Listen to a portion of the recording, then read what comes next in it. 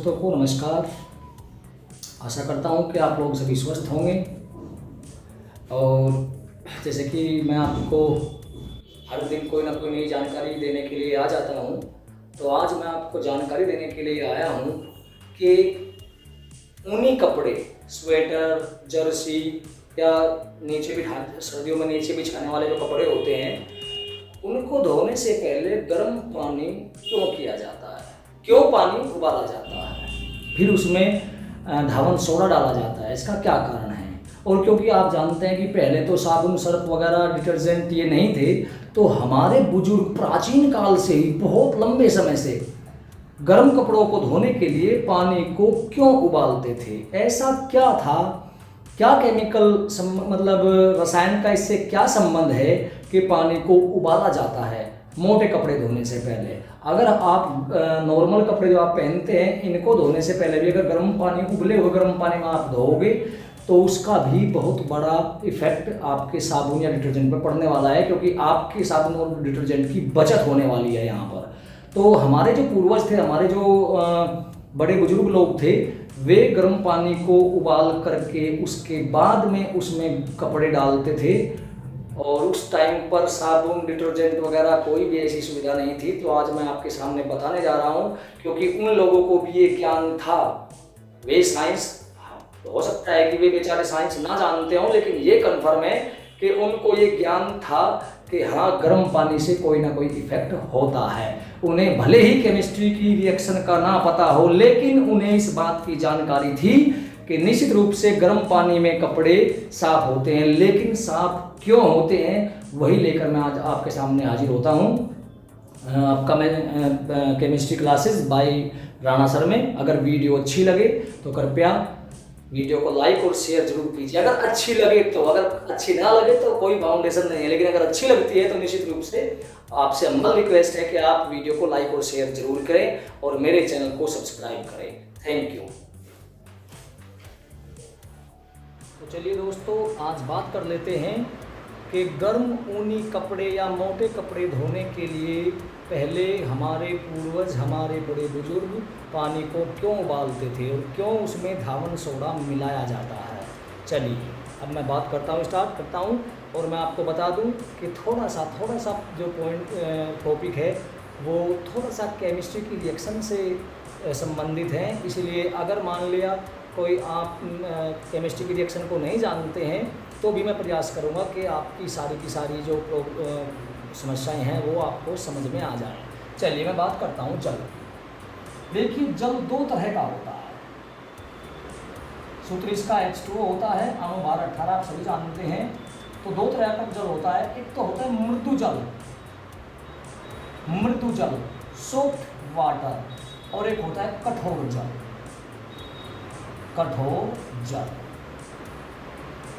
Hard water. तो जो मृदु जल होता है उसमें, मृदु का मतलब ये नहीं है कि वो मुलायम होता है, जी नहीं।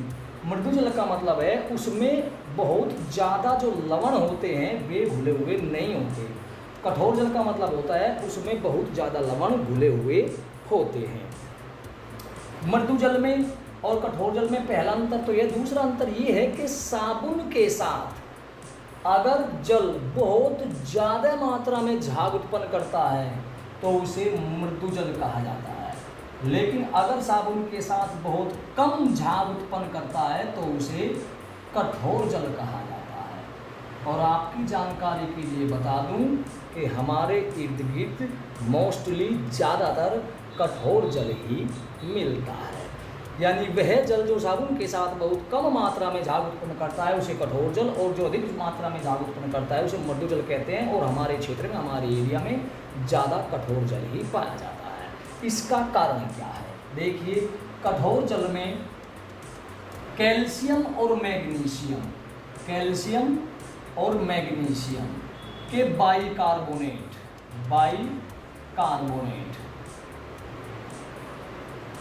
क्लोराइड और सल्फेट लवण घुले होते हैं। तो कैल्शियम बाइकार्बोनेट का फॉर्मूला बनता है CaHCO3 ट्वाइस। मैग्नीशियम बाइकार्बोनेट का फॉर्मूला बनता है MgHCO3 ट्वाइस। कैल्शियम क्लोराइड का फॉर्मूला बन जाएगा CaCl2, मैग्नीशियम क्लोराइड का बन जाएगा MgCl2, कैल्शियम सल्फेट का बन जाएगा CaSO4 और मैग्नीशियम सल्फेट का बन जाएगा MgSO4। हम जब कपड़ों को पानी में भिगोकर और साबुन या डिटर्जेंट का प्रयोग करते हैं तो उस साबुन का बहुत सारा हिस्सा, बहुत ज़्यादा भाग इन लवणों से क्रिया कर लेता है। कैल्शियम और मैग्नीशियम के क्लोराइड, सल्फेट और बाइकार्बोनेट से क्रिया कर लेता है। अब मान लिया हमने बाई चांस, आप सोच के चलिए, हमने 100 ग्राम साबुन लिया और 100 ग्राम में से 50 ग्राम साबुन तो चला गया इनकी क्रिया में, आगे 50 ग्राम साबुन बचा। वो 50 ग्राम साबुन आपके कपड़ों की सफाई करता है। तो अगर इन लवणों को हम हटा दें तो 100 का 100 ग्राम साबुन आपके कपड़े की सफाई में यूज हो जाता है। अब इनको हटाने के क्या उपाय हैं? तो देखिए, जब ऊनी कपड़े या मोटे कपड़े जब हमारे पूर्वज या हमारी माता बहनें धोती हैं तो उन्हें सबसे पहले गर्म पानी यानी पानी को उबालती हैं। तो उबालने से क्या होता है ये देखना है पहले। उबालने से होता क्या है? उबालने से देखिए, जल की जो कठोरता है वो भी मैं थोड़ा बताना भूल गया, उसमें बताता हूँ मैं। जल की कठोरता भी 2 प्रकार की होती है। अगर बाइकार्बोनेट लवण है,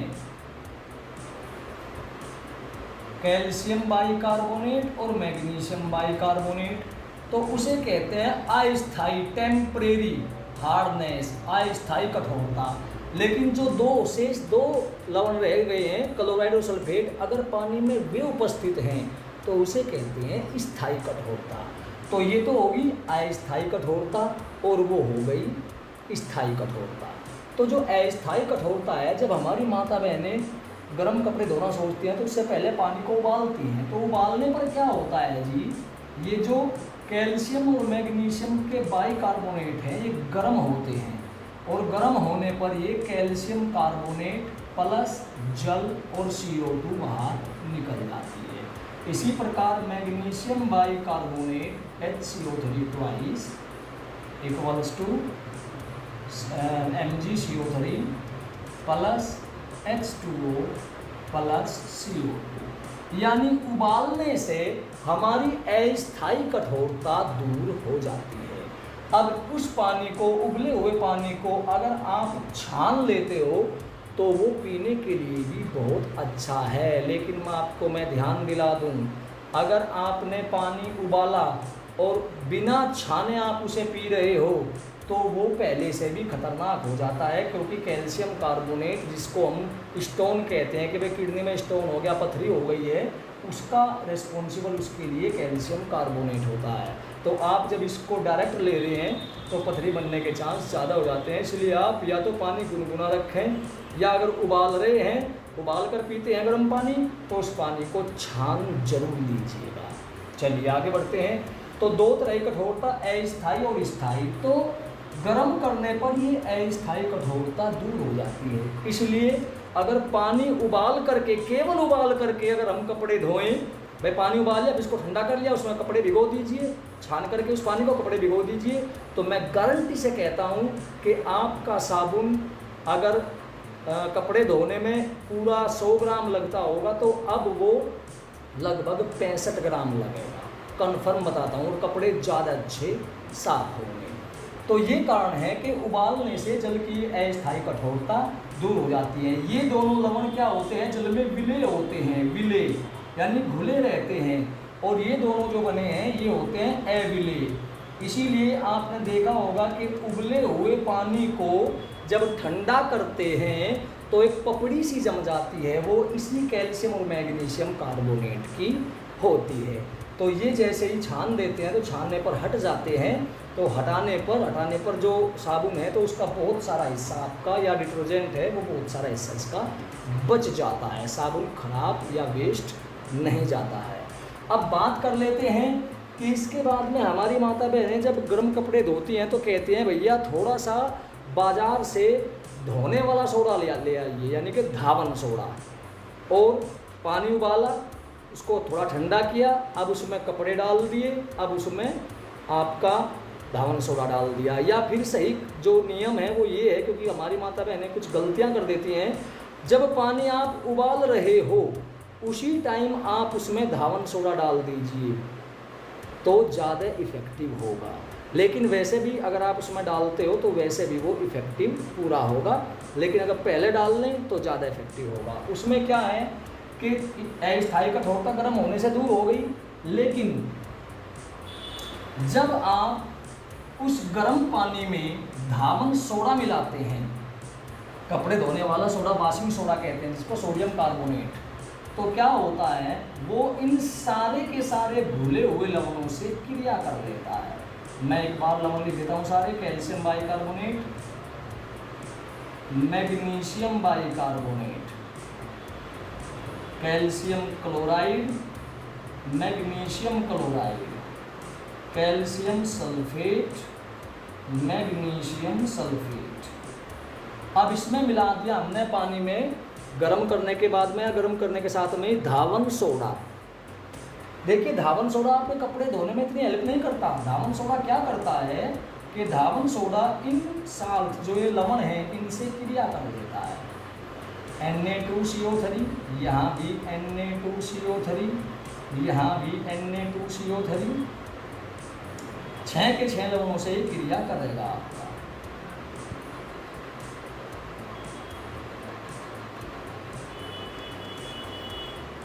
चलिए जी, अब देखते हैं क्या क्या उत्पाद प्राप्त होते हैं, क्या क्या प्रोडक्ट बनते हैं।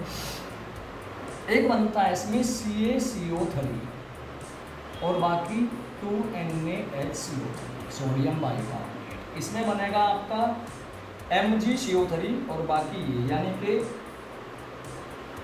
ये प्रोडक्ट बन गया, ये बन गया, ये बना, ये बना। केवल रिएक्शन को आसान करने के उद्देश्य से समझा रहा हूँ जी आपको, ये समझ में आए। तो ये जो शेष रहा CaCO3 यहाँ लिख दिया, बाकी 2NaHCO3 यहाँ लिख दिया। अब इसमें MgCO3, Mg बाहर रहा और CO3, तो MgCO3 प्लस वही 2NaHCO3।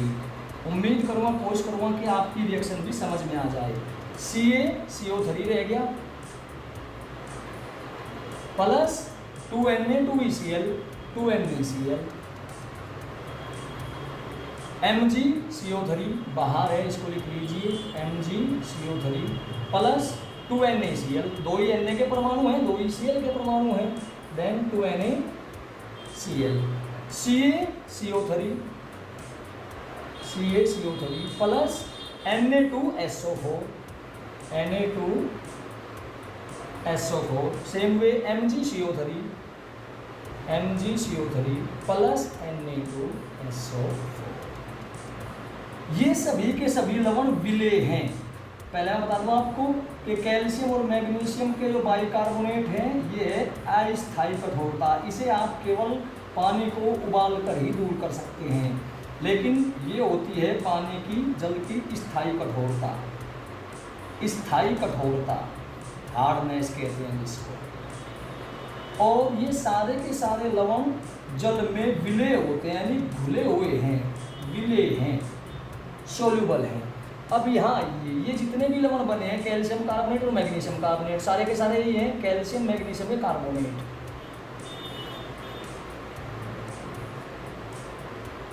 तो भाइयों ये सारे के सारे लवण अविलेय होते हैं, यानी जल में घुलते नहीं हैं जी। ये अविलेय, जो जल में ना घुलता हो।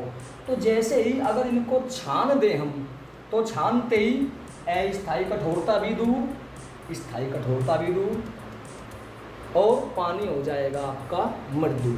अब उसमें अगर आप साबुन या डिटर्जेंट का प्रयोग करोगे तो वो बहुत ही थोड़ी सी मात्रा में, बहुत ही मामूली सी मात्रा में वो कपड़ों की सफाई कर देता है। तो ये कारण है, मुख्य कारण, कि जल को ऊनी कपड़ों को या गर्म कपड़ों को धोने से पहले पानी को केवल अगर उबालते हैं, अगर आपके पास में कोई भी साधन नहीं है तो केवल उबाल लीजिए। उबालने से कम अस्थायी कठोरता तो दूर होगी, कुछ साबुन आपका बचेगा। और बाई चांस अगर थोड़ा सा आप उसमें धावन सोडा यानी सोडियम कार्बोनेट और मिला दें तो आपकी दोनों तरह की, सोडियम कार्बोनेट अस्थायी कठोरता को भी दूर करता है और स्थायी कठोरता को भी दूर करता है।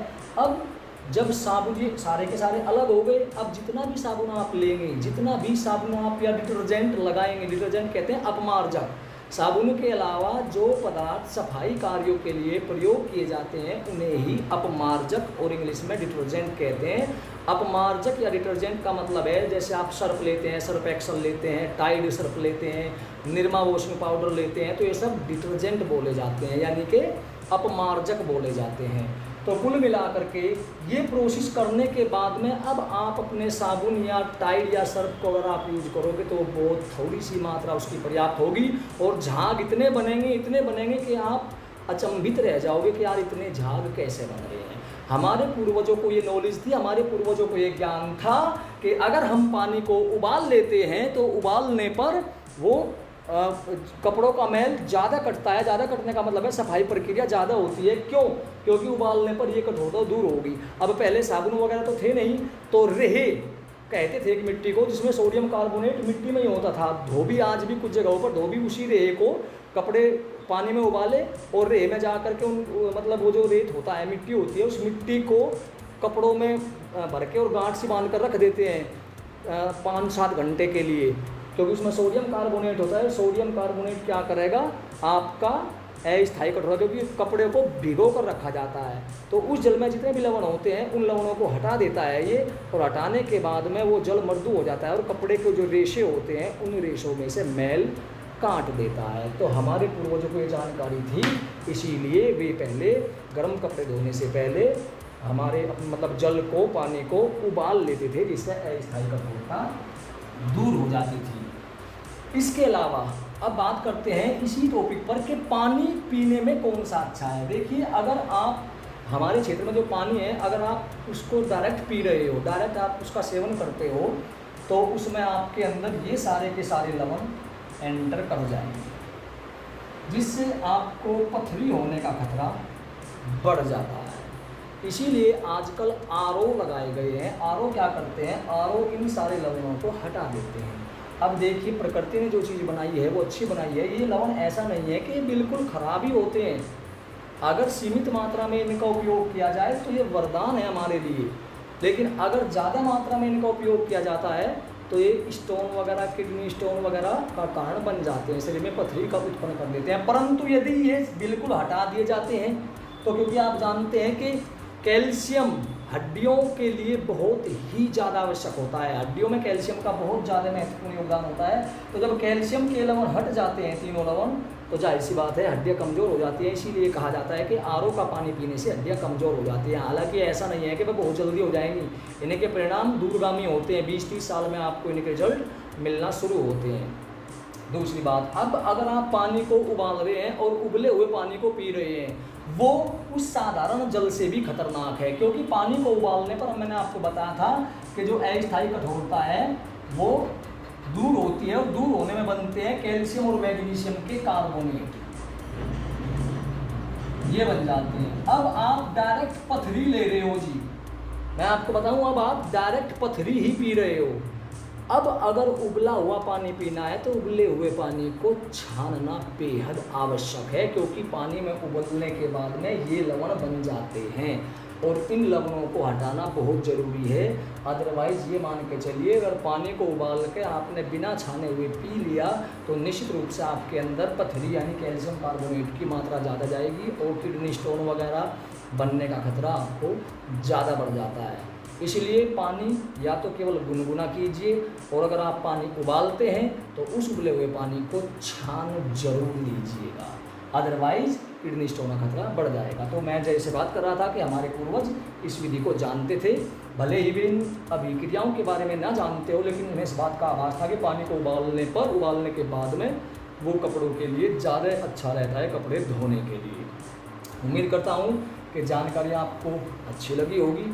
अगर जानकारी अच्छी लगी हो, जल के गर्म करने का कारण, पीने का कारण, उबले हुए जल को बिना छाने क्यों नहीं पीते, तो ये जानकारी अगर आपको अच्छी लगी हो तो कृपया वीडियो को लाइक और शेयर ज़रूर कर दीजिए, और मेरे चैनल को सब्सक्राइब कीजिएगा। Chemistry classes by Rana sir. जय हिंद, जय भारत।